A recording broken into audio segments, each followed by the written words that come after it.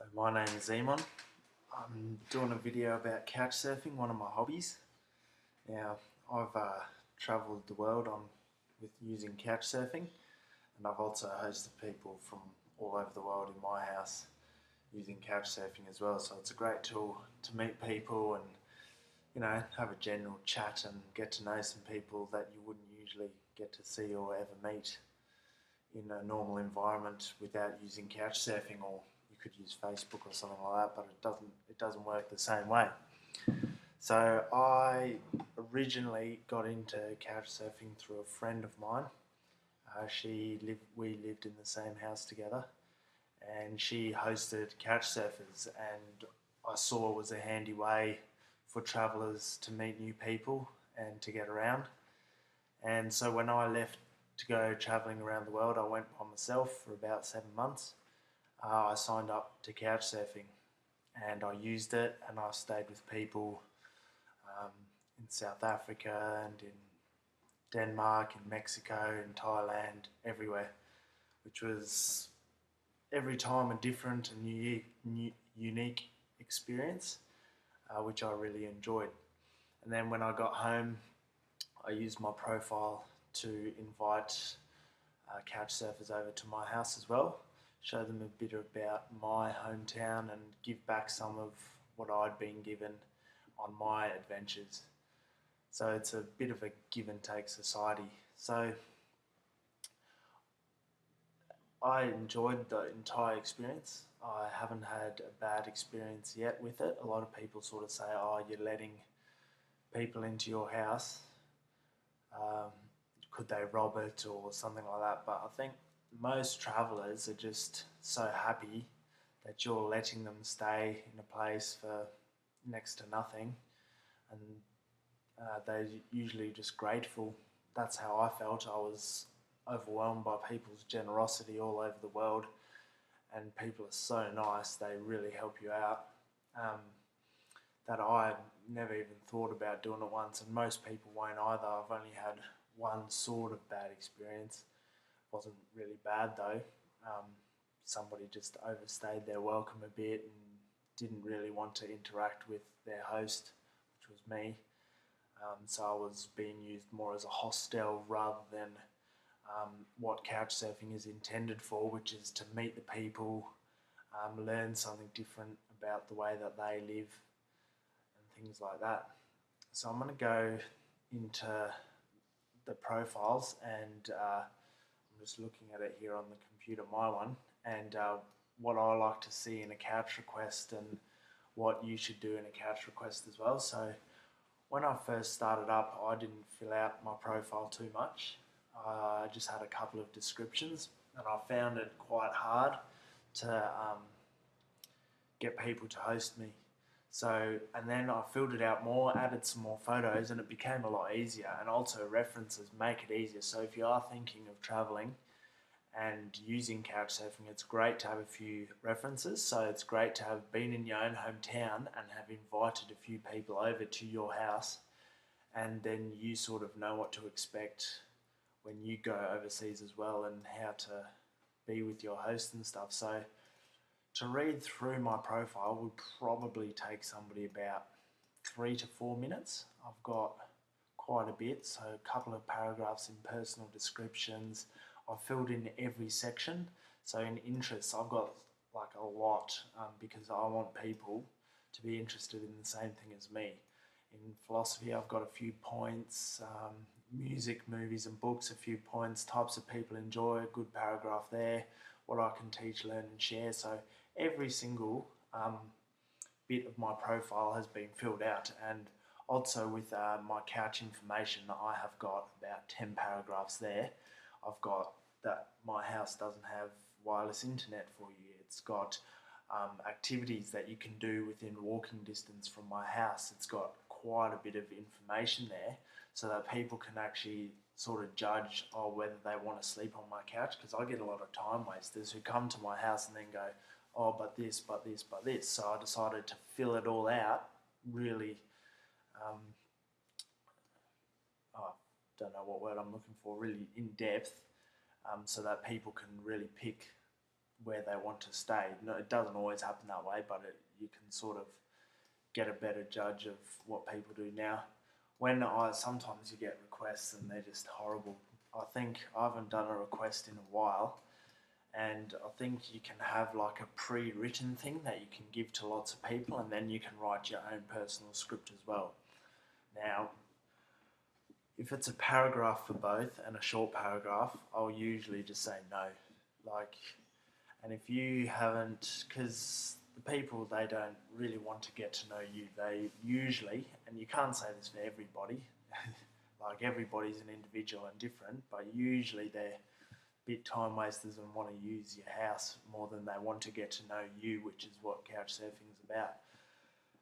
So what I like to see is quite a the generic one that they send out to everybody is like what they're doing on their travels, and they're coming to my local town and all this sort of stuff, and what they like doing and who they're traveling with.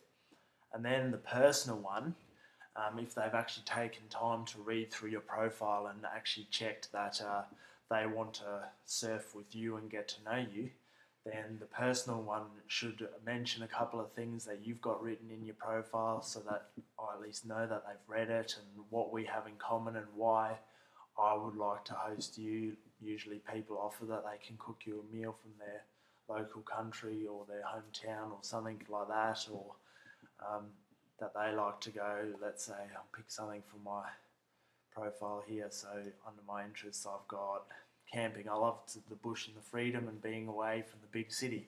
So somebody might write to me, oh, you know what, I love to go camping. I haven't been camping yet in Australia. Do you know of any good spots? And I'll go, yeah, of course. Like, I love camping, you know. And that way, you know, when they do come as well, I can go, so where do you want to go camping? You know, we can have a chat about it, and I know what they sort of want to do. And that, you know, it just helps. And often because I use the iPhone app, so it doesn't have as many possibilities.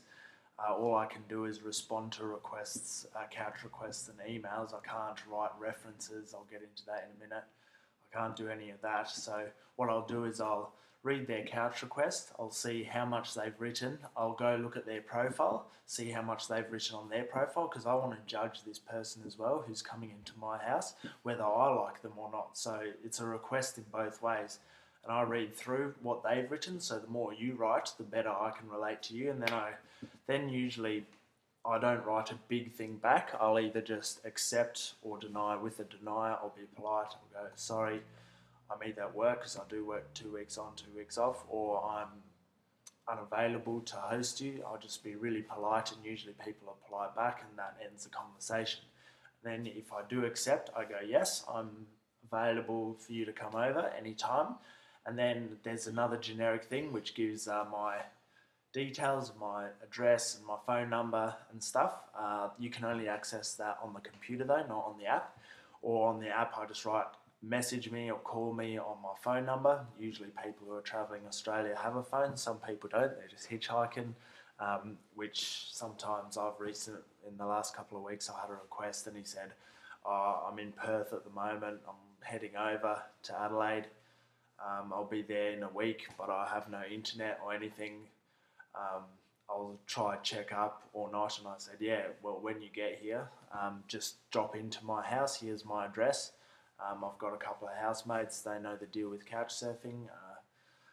Just drop in. I'll tell them that to expect you. But he never wrote back or anything like that. So he might be having troubles, or he got lost, or had an adventure on the way, or you never know. So sometimes that does happen. You accept somebody and they don't come, and can be a little bit annoying sometimes. Sometimes you really want to meet the person and stuff like that, but that's just what happens. So I usually write a quick thing, give them my details, message, and then they call you up and stuff like that. So yeah, it's really important to write a bit, because I'll read it, and if you have very little stuff written on your profile, then I don't know who you are really, and I don't know whether I want to meet you. The other thing I check for when I check your profile is your references.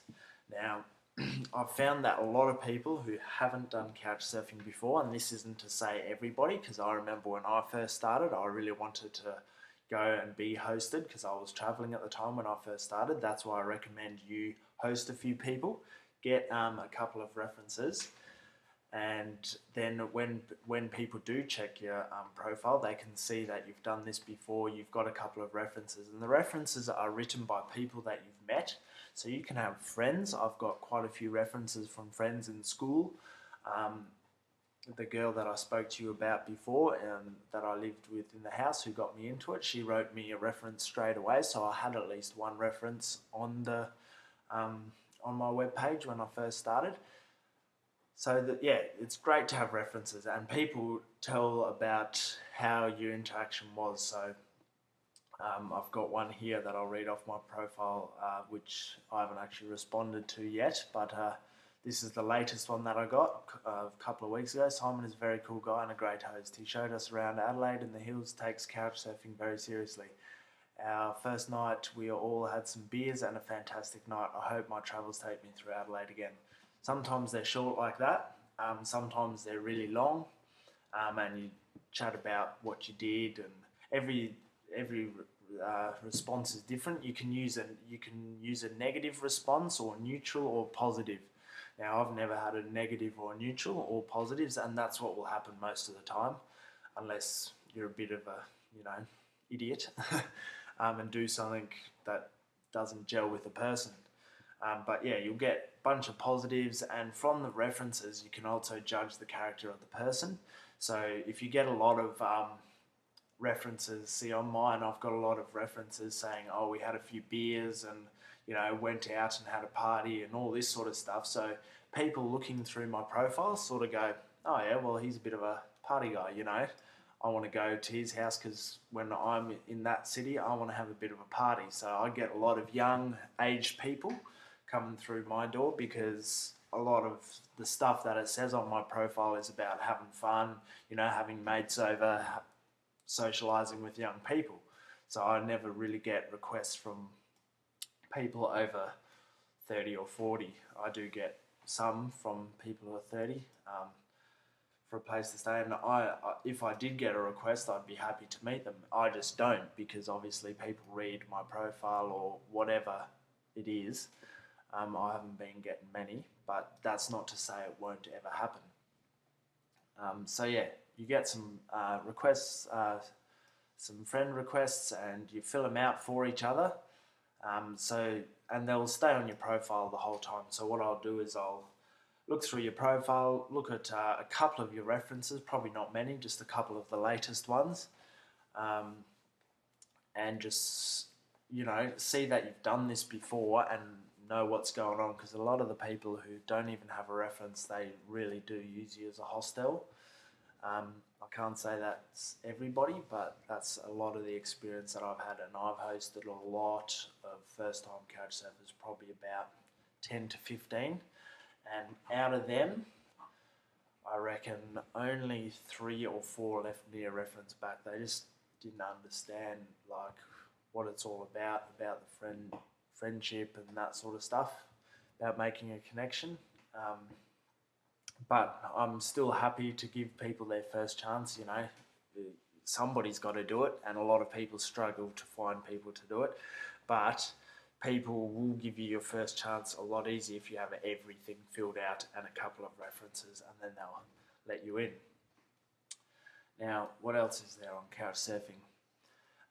Another great thing is events. Now, when I was travelling by myself, sometimes I had accommodation with family members, sometimes I didn't. Events are a great way. I was in Berlin, and I have family there, so I was staying with them. I didn't need to do a couch request there, but my family members were my grandparents, and they were quite old, and I didn't have anything social to do. And as anybody who's been to Berlin, it's a pretty cool city with lots of crazy things to do, especially for people who like to have a couple of beers. So I went to the events section on Couchsurfing. I don't know how it looks like now. I'll just click here. It usually just comes up on the main page. things happening in your local city, and you can create an event or you can join different things. Um, I don't know if it says conversations and featured events. So here it says there's a weekly meeting in Adelaide, and in a lot of cities there's weekly meetings and free tours. I did a free tour of Amsterdam, like absolutely free. There's in my city there's free tours going as well. So I think in the whole community a lot of this stuff is happening, and you can jump on board these weekly meetings, just say that you're going, and it's good times. Like I was in Portland in America, and I just went to the weekly meeting, and I was staying with family there again as well in Portland. So usually when I went to events, it was with family. When I was staying with family, and I went to, and sometimes people complain that they can't find a couch. If you go to these weekly meetings while you're staying at a hostel, I reckon you'll find a couch, and especially if they're big ones in big cities, there's a lot of people there, and they're all couch surfers. So they all know what it's like to be in a city and whatnot, looking for a couch. So often you can find it. I was offered 3 couches in Portland, and there was 20 people there, so it's quite good odds, which is great. People really have a community thing. We all sat up having beers, and then at the end of the night they put me on the right bus to get back home, which was actually a connecting bus. So yeah, it was really nice. So events are a great way to find things to do in a city where, let's say, you're traveling by yourself or with a friend and you don't really know what to do. You can meet the people there, you can meet other travellers like yourself, and just network, really. Get to know each other and find things to do. In South Africa, like I was staying with a bloke, a couch surfer, and it's better being in the couch surfing community when you're in the city. You get to see the local side of things. I went to his friend's house. They had this massive barbecue, a big pool, a sauna. We just relaxed all day. So they're the advantages of being in the couch surfing community, with the things you can do through it, are just awesome, rather than guided tours and stuff like that, where you don't really see the local side of a city. So that's about it on getting started with couch surfing. There's a lot of other stuff on couch surfing which is awesome, like being in groups and discussions and just everything about being in the community. The main things are that just jump on board first of all, and make a profile. Fill out as much of it as you can. Keep adding to it, keep changing it. Put a few photos up there. I've got about 10, and then about 5 of my house. You can have different albums and stuff like that. Just of places you've been, of yourself, so people can sort of see a smile on your face or whatever. And write awesome requests when you do go travelling. Like my mate wrote a request. I got him onto it, and he wrote a request. He went to another local city in Australia, and he just wrote them a massive story because they liked sci-fi gaming and all that sort of stuff. So he wrote them a massive sci-fi story, not even a request at all, and they loved it. They loved that he just did something different. Wrote a massive long story, probably about 1,000-word story, and they accepted him, and he went over there and he had a blast. It was just different, and that's what people love, and just really nice long requests. And leave references when you've had a good time and all that sort of stuff, and host a couple of people before you do go travelling, or get a couple of references on your profile, because that always helps with getting people to accept you. And when you do ask for couches, expect a lot of no's. The first person you ask is most likely not going to be the first person to say yes, so usually I send about 5-6 couch requests, and it can take a lot of time writing them all.